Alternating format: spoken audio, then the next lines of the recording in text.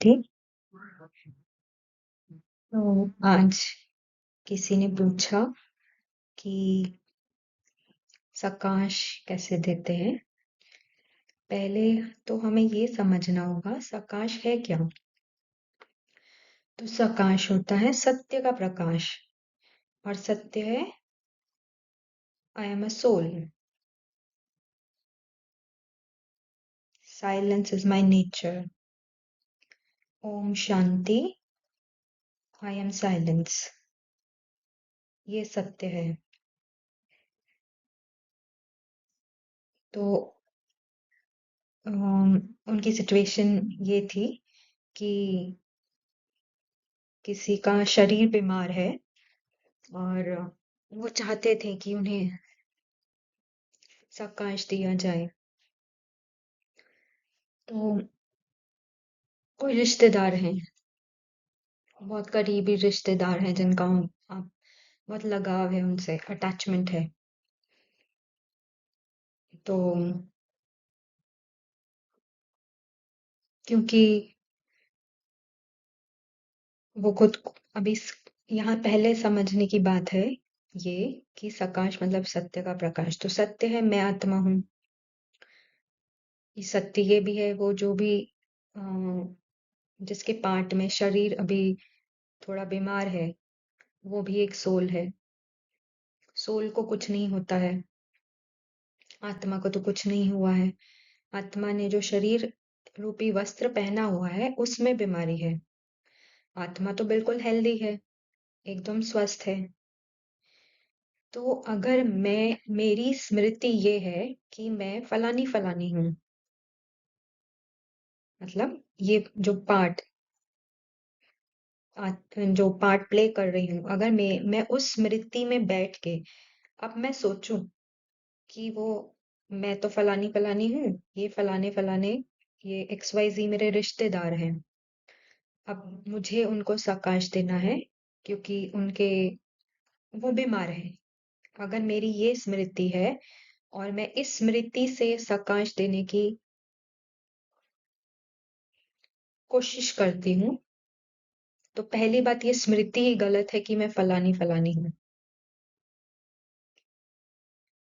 हम खुद को पार्ट समझ रहे हैं, दूसरे को भी उसका पार्ट देख रहे हैं, ये पार्ट से जुड़े वो रिश्तेदार हैं, ये सोच के चल रहे हैं। तो झूठ झूठ का प्रकाश, झूठ झूठ को प्रकाशित करता है, क्योंकि ये सत्य नहीं है। ये पार्ट के ड्रामा के लेवल पे ये बातें है कि इस पार्ट से जुड़ा कोई रिश्तेदार है जिसका जिसको बीमारी है। ये अगर इस ये मेरी स्टार्टिंग पोजीशन है, तो ये स्टार्टिंग पोजीशन ही झूठ है। ये सारा ड्रामा के लेवल पे है।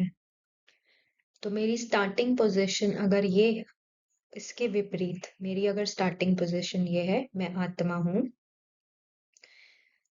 Om Shanti, I am a silent soul.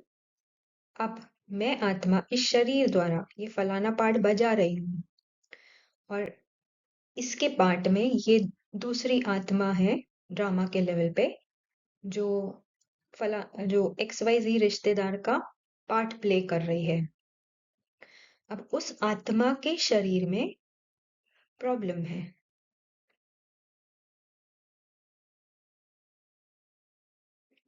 अब मैं अपने सत्य की स्मृति में अगर जागृत हूँ और उसको उसके सत्य स्वरूप में देख रही हूँ, मतलब मैं सोल, सामने वाली भी सोल, सोल टू सोल, कोई प्रॉब्लम नहीं है। सोल में कोई बीमारी नहीं है, सोल के शरीर में प्रॉब्लम है। ये अगर मेरी स्मृति है, तो अपनी स्मृति में अगर मैं जागृत हूँ कि मैं आत्मा हूँ, तो बाबा को जो मुझसे देना है उस आत्मा को बाबा देगा।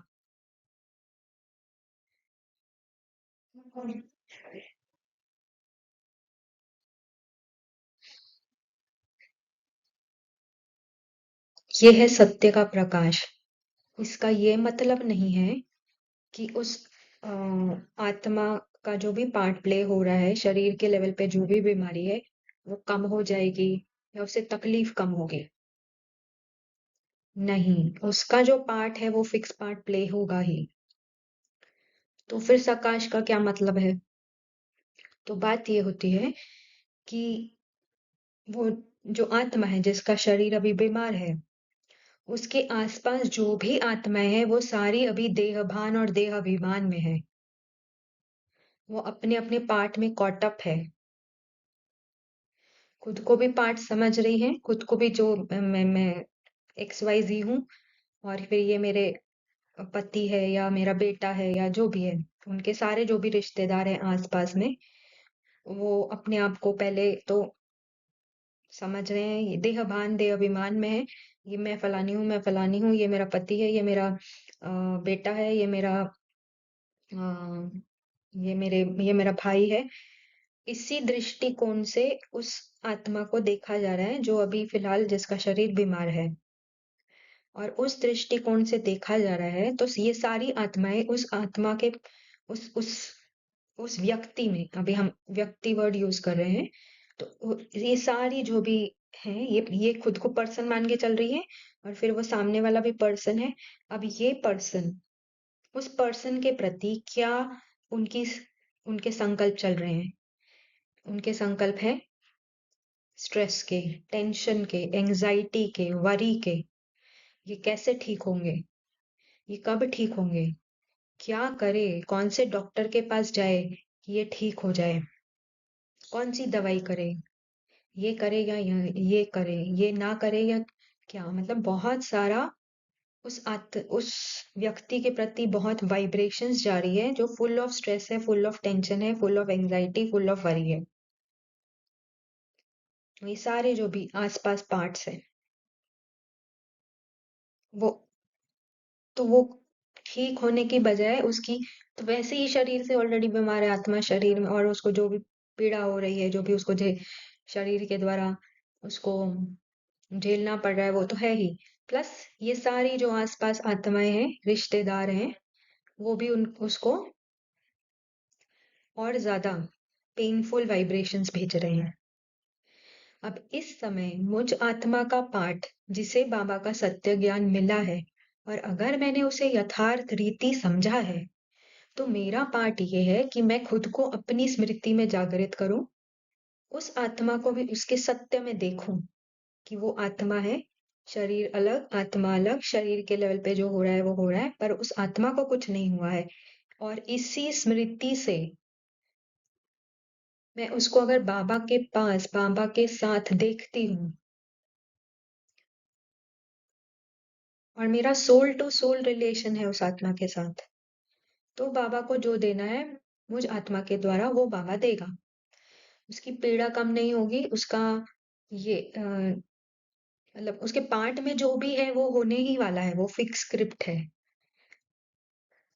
मेरी इस विधि को अपनाने से उसके पार्ट में कुछ फर्क नहीं पड़ने वाला है, पर होगा क्या, जो ये सारे अपने आप को सारे रिश्तेदार मान के चल रहे हैं, उनकी जो वाइब्रेशंस है वो एकदम ग्रॉस लेवल की है, स्थूल लेवल की वाइब्रेशंस है, जो उस आत्मा का भला तो नहीं कर रही है, पर उस आत्मा की तो पीड़ा में कंट्रीब्यूशन ही कर रही है। अब मैं जब इस सत्य के प्रकाश में स्थित होती हूँ, तो मुझसे, एटलीस्ट मुझ आत्मा से, उनको वो वाइब्रेशंस नहीं जाती है, उनको पॉजिटिव, जो उस आत्मा के लिए बेनिफिशियल हो सकती है, वैसी वाइब्रेशंस जाती है, क्योंकि मैं उसको सोल टू सोल देख रही हूँ। तो मुझ आत्मा का यही कंट्रीब्यूशन है कि मैं वो जो नेगेटिव वाइब्रेशंस है, पेनफुल वाइब्रेशंस है, उसमें अपना कंट्रीब्यूशन ना डालूं।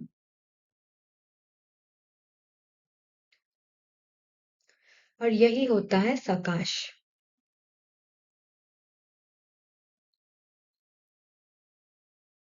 और यही है सकाश की विधि। स्टार्टिंग पोजीशन आपकी क्या है? स्टार्टिंग पोजीशन आत्मा हूं, वो भी आत्मा है। ये है ये है सही विधि। स्टार्टिंग पोजीशन है कि मैं पार्ट हूँ, और ये इस पार्ट मैं पार्ट हूँ, मैं फलानी फलानी हूँ, और ये मेरा फलाना रिश्तेदार है। और फिर अब मैं सकाश देने बैठूंगी, होगा नहीं।